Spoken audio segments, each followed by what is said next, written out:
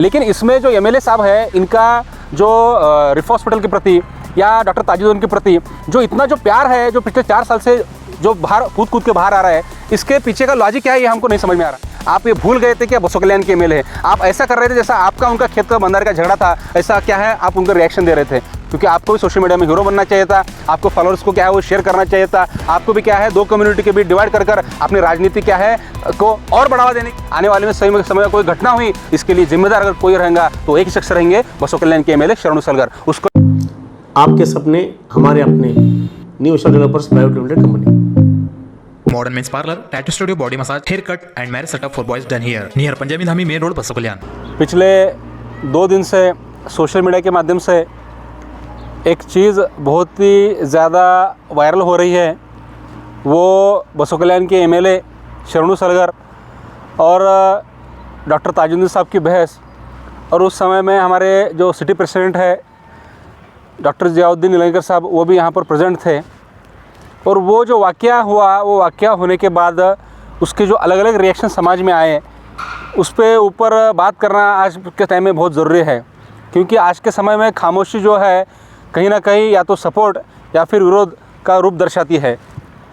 इसके लिए मैं आपके माध्यम से ये बात मैं कहना चाहता हूँ कि वो जो इंसिडेंट हुआ, जो महिला का डेथ हो गया, उनके परिवार के प्रति मेरे संवेदनाएं हैं।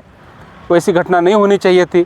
उसके ऊपर इंक्वायरी बेटी से है, इंक्वायरी में जो रिज़ल्ट आएगा, जो निष्पक्षता से रूप से बाहर आएंगे, उसको हम सब लोगों ने स्वीकार करना चाहिए।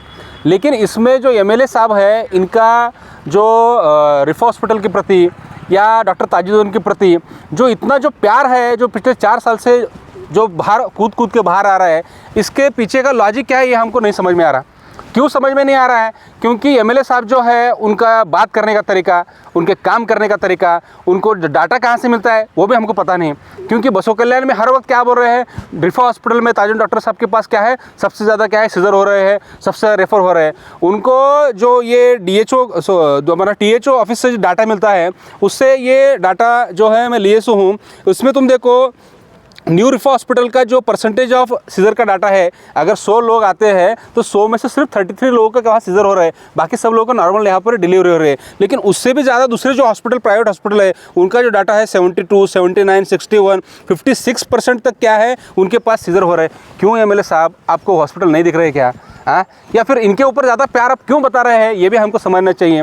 क्योंकि कोई भी डॉक्टर है, आप वहाँ पर कभी गए नहीं गए पता नहीं, आपके पेशेंट वहाँ कभी गए हैं नहीं पता नहीं, लेकिन आज भी बसों कल्याण को कोई गरीब है, मजदूर है, शोषित है, वंचित है, वहाँ पर जाता है रात में 3 या 3:30, 4 बजे तक। हाँ, वो मैडम वहाँ पर केबिन में बैठकर लोगों की सेवा देने का काम करते हैं। और ये डॉक्टर फील्ड ही ऐसी है जहाँ पर ये जो प्लस माइनस होते रहते हैं। इसके लिए आप जो रिएक्शन दे रहे थे, घटना जो हुई उसके प्रति हमको संवेदना है, लेकिन आप जो रिएक्शन दे रहे थे, आप ये भूल गए थे कि बसों कल्याण के एमएलए है, आप ऐसा कर रहे थे जैसा आपका उनका खेत का बंदर का झगड़ा था, ऐसा क्या है आप उनका रिएक्शन दे रहे थे। मैं आपको एक बात कहना चाहता हूँ, डॉक्टर ताजुद्दीन साहब के पास आने के बाद अगर उन्होंने वायलेंटली रिएक्ट किए, आपको जैसे वो आप जैसे उनको बोल रहे हैं कि उन्हें सुनना चाहिए था, पेशेंस से सुनना चाहिए था, उन्हें क्या है संविधान के रूप में कानून कार्रवाई करनी चाहिए थे, तो आपको वही करना चाहिए था। आपको इतना हार्श होने की क्या ज़रूरत है? आप भी एक जनप्रतिनिधि है, आप भी कानूनी कार्रवाई करना चाहिए था, आपको पुलिस स्टेशन को फ़ोन करना चाहिए था, उनके ऊपर एक्शन लेने के लिए बोलना चाहिए था, लेकिन आपने भी उनको काम नहीं किया। क्योंकि आपको भी सोशल मीडिया में हीरो बनना चाहिए था, आपको फॉलोअर्स को क्या है वो शेयर करना चाहिए था, आपको भी क्या है 2 कम्युनिटी के बीच डिवाइड कर अपनी राजनीति क्या है को और बढ़ावा देने के लिए ये घटना बहुत इंपॉर्टेंट होती है बोल के ऐसा आपको करना चाहिए था क्या? ऐसा हमको डाउट आ रहा है साहब। हाँ, और दूसरी और सबसे महत्वपूर्ण बात, आप जो येलोंगुंडी का प्रोग्राम था, उस प्रोग्राम में भी क्या है जाकर बोले ये प्रोजेक्ट वापस गया, वो प्रोजेक्ट वापस गया।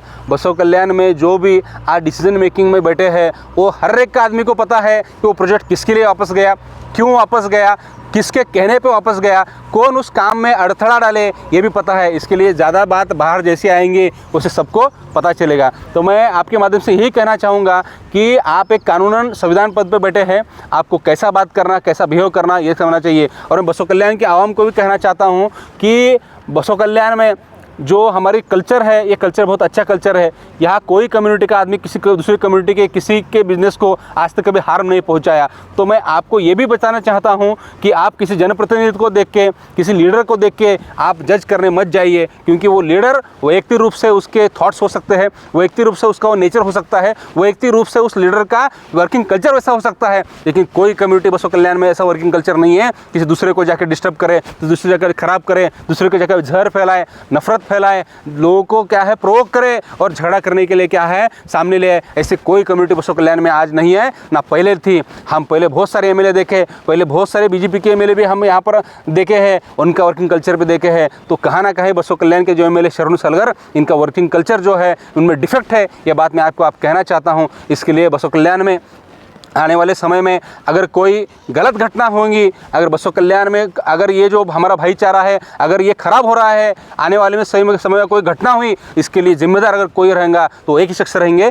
बसो कल्याण के एमएलए शरणु सलगर। उसको छोड़ के बाकी कोई समाज, कोई धर्म, कोई जात बसो कल्याण में एक दूसरे को लड़ने के लिए, एक दूसरे को प्रोवोक करने के लिए हम कोई इंटरेस्ट नहीं है। हम यहाँ पर विश्वगुरु बसवण्णा जी कर्मभूमि है, सबको साथ लेके जाना, सब साथ रहना, इस विचारधारा के हम लोग हैं। इतना कहना चाहता हूँ। आने वाले समय में जो सच है जनता के सामने आना और जो झूठ बातें अफवाह फैला रहे उनको लगाम लगना, ये मैं आपके माध्यम से कहना चाहता हूँ।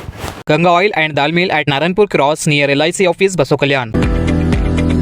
Knowledge park the creative school for quality and innovative education. करें एक बेहतर कल की शुरुआत आज से।